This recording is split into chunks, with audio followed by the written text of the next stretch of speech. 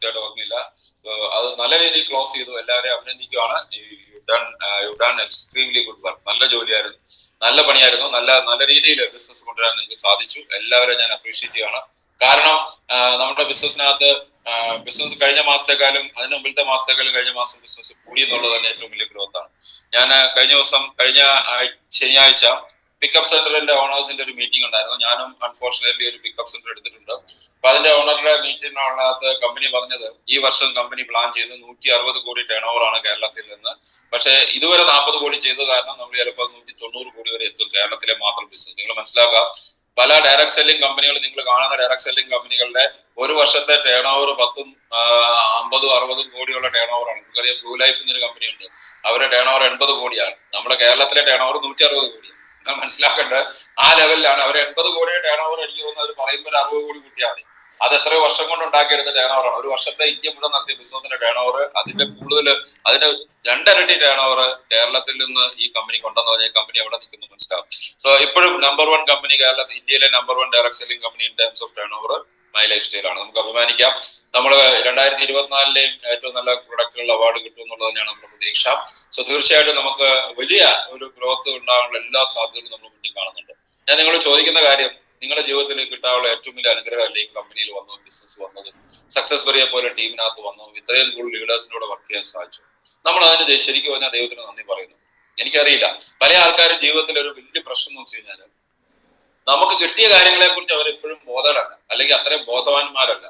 കിട്ടാതിരിക്കുന്ന കാര്യങ്ങൾ അല്ലെങ്കിൽ ഇല്ലാത്ത കാര്യങ്ങളെ കുറിച്ചാണ് ആലോചിച്ചുകൊണ്ടിരിക്കുന്നത്. ഇവിടെ നമ്മൾ പറയാനുള്ളത്, നിങ്ങൾ എല്ലാവരും ബിസിനസ് ലീഡർഷിപ്പിലേക്ക് വന്നുകൊണ്ടിരിക്കുന്ന, അല്ലെങ്കിൽ ലീഡർഷിപ്പ് ഒക്കെ തുടങ്ങിയിട്ടുള്ള ആൾക്കാരാണ്. ലീഡർ എന്നുള്ള ഒരു വാക്ക് ലോകത്തിൽ ഏറ്റവും കൂടുതൽ മിസ്യൂസ് ചെയ്തിരിക്കുന്നതാണ്. പ്രത്യേകിച്ചും ഡയറക്ട് സെല്ലിങ്ങിൽ ഏറ്റവും കൂടുതൽ മിസ്യൂസ് ചെയ്തിരിക്കുന്ന വാക്കാണ് ലീഡർ. ഒരു ലീഡർ ബിസിനസ്സിൽ വരാൻ പോവാണ്, അല്ലെ ലീഡർ വന്നു എന്നൊന്നും പറഞ്ഞിട്ട് കാര്യമില്ല. ഈ ബിസിനസ്സിലെ ഓരോ ബിസിനസ്സിനകത്ത് ഇപ്പൊ ഞാൻ പറയാം, പൊളിറ്റിക്കലി ഒരു ലീഡർ എന്ന് പറഞ്ഞു കഴിഞ്ഞാൽ, പൊളിറ്റിക്സിലെ ഒരു ലീഡർ എന്ന് പറഞ്ഞു കഴിഞ്ഞാൽ അത് ബിസിനസ്സിലെ ഒരു ലീഡറുമായിട്ട് യാതൊരു സാമ്യം ഉണ്ടാവില്ല. അവിടെ വേറെ കുറെ രീതികളാണ്, ബിസിനസ്സിൽ വേറെയാണ്, അല്ലെ? അത് തന്നെ ആയിരിക്കും ഇപ്പൊ വേറൊരു രംഗത്ത്. ഡയറക്ട് സെല്ലിങ്ങിലെ ലീഡർഷിപ്പ് എന്ന് പറഞ്ഞാൽ എക്സ്ട്രീംലി ഡിഫറെന്റ് ആണ്. കാരണം ഡയറക്ട് സെല്ലിലെ ലീഡർഷിപ്പിനകത്ത് ഒത്തിരി കോംപ്ലിക്കേറ്റഡ് ആയിട്ടുള്ള കാര്യങ്ങളുണ്ട്. സിമ്പിൾ ആണ്, പക്ഷെ അതിനെ ആൾക്കാർ ചേർന്ന് കോംപ്ലിക്കേറ്റഡ് ആക്കും. വേറെ ഒന്നുമല്ല, നമ്മുടെ ബിസിനസ്സിനകത്ത് നമ്മൾ ചെയ്യുന്ന കാര്യം എന്ന് വെച്ചാൽ, ഇവിടെ ഒരു മാനേജ്മെന്റ് അല്ലെങ്കിൽ പീപ്പിൾ മാനേജ്മെന്റ് ആണ്, ആൾക്കാരെ മാനേജ് ചെയ്യണം. നമ്മുടെ ബിസിനസ്സിനകത്ത് 2 പ്രശ്നങ്ങളേ ഉള്ളൂ. ഒന്ന്, തുടക്കത്തിൽ എന്റെ കൂടെ ആൾക്കാരില്ല എന്നുള്ള പ്രശ്നം. കുറച്ചുകൂടെ അങ്ങ് മുന്നോട്ട് ചെയ്താൽ എന്റെ കൂടെ കുറെ പേരുണ്ട്, ഇവരാരും ഒന്നും ചെയ്യുന്നില്ല, നമ്മൾ വിളിച്ചിട്ട് വരുന്നില്ല. നമ്മൾ കിഴക്കെന്ന് പറയുമ്പോൾ അവർ പടിഞ്ഞാട്ട് പോകും, അവൾ വടക്കെന്ന് പറയുമ്പോൾ അവർ തെക്കോട്ട് പോകും, നമ്മൾ ചെയ്യാൻ പറയുമ്പോൾ ചെയ്യുക. നമ്മൾ തീരുമാനിക്കുന്ന ഒരു കാര്യം നടക്കാൻ പറ്റാത്ത അവസ്ഥ. അത് ലീഡർഷിപ്പിന്റെ ഒരു ഫോൾട്ടാണ്. കാരണം നമ്മൾ എപ്പോഴും ഈ ബിസിനസ്സിനകത്ത് വളരണമെങ്കിൽ എപ്പോഴും മനസ്സിലാക്കേണ്ട കാര്യം, നിങ്ങൾ ഇന്നലത്തെക്കാളും കൂടുതൽ എത്രമാത്രം ഇന്ന് ബെറ്ററായി. നിങ്ങൾ ആരെങ്കിലും ആലോചിക്കാറുണ്ട്, ഇന്നലത്തെക്കാളും ഞാൻ കൂടുതൽ ഇന്ന് എന്താണ് ചെയ്യാൻ ഉദ്ദേശിക്കുന്നത്, ഇന്ന് എന്താണ് ചെയ്യാൻ ഉദ്ദേശിക്കുന്നത്? കാരണം നമ്മൾ എന്തുമാത്രം കാര്യം, നിങ്ങൾ ഒരു 10 മിനിറ്റെങ്കിലും 15 മിനിറ്റെങ്കിലും വായിക്കാൻ ചെലവഴിക്കുന്നു. വായിക്കാൻ യൂട്യൂബിലെ കഥയല്ല, വാട്സാപ്പിലെ കുറെ ഫോർവേഡ് മെസ്സേജും കോമഡിയല്ല.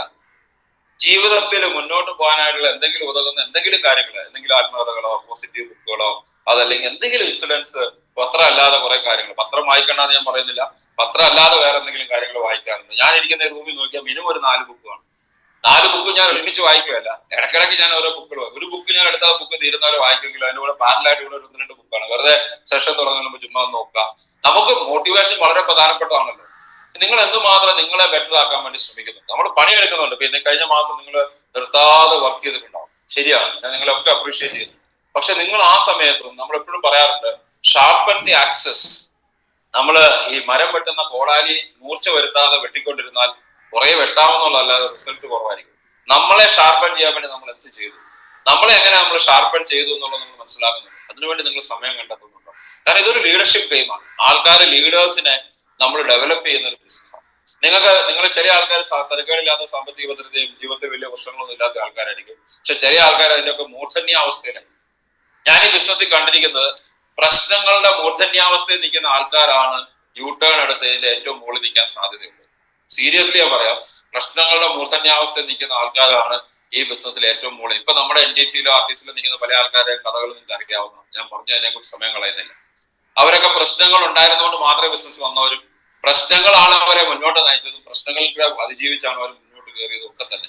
നമുക്ക് എപ്പോഴും പറയാറുണ്ട്, വേറെ ശാന്തമായി കിടക്കുന്ന ഒരു കടല് ഒരിക്കലും ഒരു നല്ല നാവികനെ സൃഷ്ടിക്കുന്നില്ല, അല്ലെ? A silent sea will never create a strong എന്താ പറയുന്നത് സെയിലർ. പക്ഷെ ഇവിടെ നമ്മള് കടല് പ്രക്ഷുബ്ധമാകുമ്പോഴാണ് സെയിലർ സ്ട്രോങ് ആവുന്നത്. അതുപോലെ തന്നെയാണ് ഈ ബിസിനസ്സിനകത്ത്. നമ്മുടെ ജീവിതത്തിലൊക്കെ തന്നെ നമ്മൾ സ്ട്രോങ് ആകാൻ വേണ്ടി നമുക്ക് കിട്ടിയിരിക്കുന്ന കുറെ കാര്യങ്ങളാണ്. അതുകൊണ്ട് നിങ്ങളുടെ ജീവിതത്തിൽ ഇപ്പോൾ ഉള്ള പ്രശ്നങ്ങളൊന്നും ഒരു പ്രശ്നങ്ങളായിട്ട് കണക്കൂട്ടണ്ട.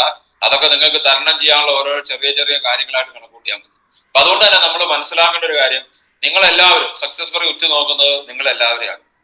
നമ്മള് ഒരു വലിയൊരു ഇവന്റ് നമ്മൾ പറഞ്ഞിരുന്നു ഡിസംബറിൽ നമ്മൾ ചെയ്യുമെന്ന്. അത് ചെയ്യണോ വേണ്ടേ? അതാണ് നമ്മളിപ്പോ ചോദിക്കാൻ നിൽക്കുന്നത്. വേണോ വേണ്ടേ? കൈയൊന്ന് നോക്കി കാണിക്കൂ.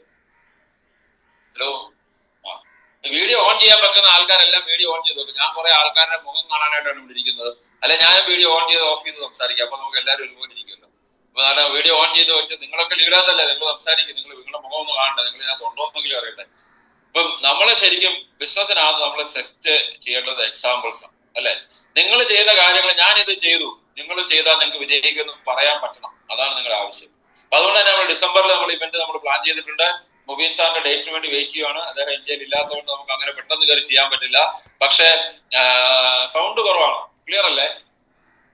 സൗണ്ടിന് എന്തെങ്കിലും പ്രശ്നമുണ്ടോ? ഇല്ലല്ലോ. ഓക്കെ, നിങ്ങൾ അവിടെ വോളിയം കൂട്ടുക. ആരോടാണ് സൗണ്ട് കുറവാന്ന് മെസ്സേജ് അയച്ചു. ഞാൻ പറയുന്നത്, നിങ്ങളുടേതായിട്ടുള്ള ലെവലില് നിങ്ങൾ ശരിക്കും മനസ്സിലാക്കേണ്ട കാര്യം, 4 മാസം 120 ദിവസത്തിനുള്ളിൽ ഒരു വലിയ ഇവന്റ് നടക്കാൻ പോവാം. 120 ദിവസം ഇല്ല, 110 ദിവസത്തിനുള്ളിൽ. ഈ 110 ദിവസം എനിക്ക് എങ്ങനെ പ്രയോജനപ്പെടുത്താന്ന് വിചാരിക്കുന്നവരാണ് ഈ ബിസിനസ്സിനകത്ത് മുന്നോട്ട് പോകുന്നത്. ഞങ്ങളുടെ സ്റ്റോറി എപ്പോഴും പറഞ്ഞിട്ടുണ്ട്.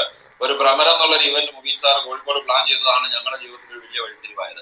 മുബീൻ സാർ ഭ്രമരം പ്ലാൻ ചെയ്തില്ലായിരുന്നെങ്കിൽ ഞാൻ ഇപ്പോഴും ഉറപ്പായിട്ട് പറയാൻ പറ്റും, സക്സസ് പറയും തന്നെ ചിലപ്പോൾ എത്രയോ സക്സസ്ഫുൾ ആയിട്ട് നടക്കിയാലായിരുന്നു. നമ്മൾ ചിലപ്പോൾ ഇപ്പോഴും ഒരു RTC NTC ആവുമെന്ന് പോലും സംശയമാണ്.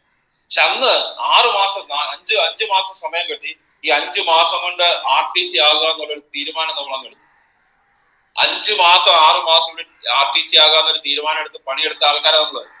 അത് എന്ത് പണിയെടുത്തു എന്നുള്ളത് നിങ്ങളോട് പറയേണ്ട ആവശ്യമില്ല. എന്തുമാത്രം പണിയെടുത്താണെന്ന് നിങ്ങൾക്ക് ഊഹിക്കാൻ പറ്റും. എവിടെയൊക്കെ ഞാൻ വീട്ടിൽ കയറി തുടങ്ങിയിരിക്കുന്ന ഒരു മാസത്തിലും മാക്സിമം 6-7 ദിവസമാണ്. അതുപോലെ ഓടിയിട്ടുണ്ട്. അന്ന് നമ്മുടെ ടീം കണ്ണൂര് ആ ടീം വർക്ക് ചെയ്യുന്നില്ല, വയനാട് ആ ടീം പോയി, മലപ്പുറം, കോഴിക്കോട് ദേവേട്ടന്റെ ഒക്കെ ടീം കോഴിക്കോട്, അതുപോലെ തന്നെ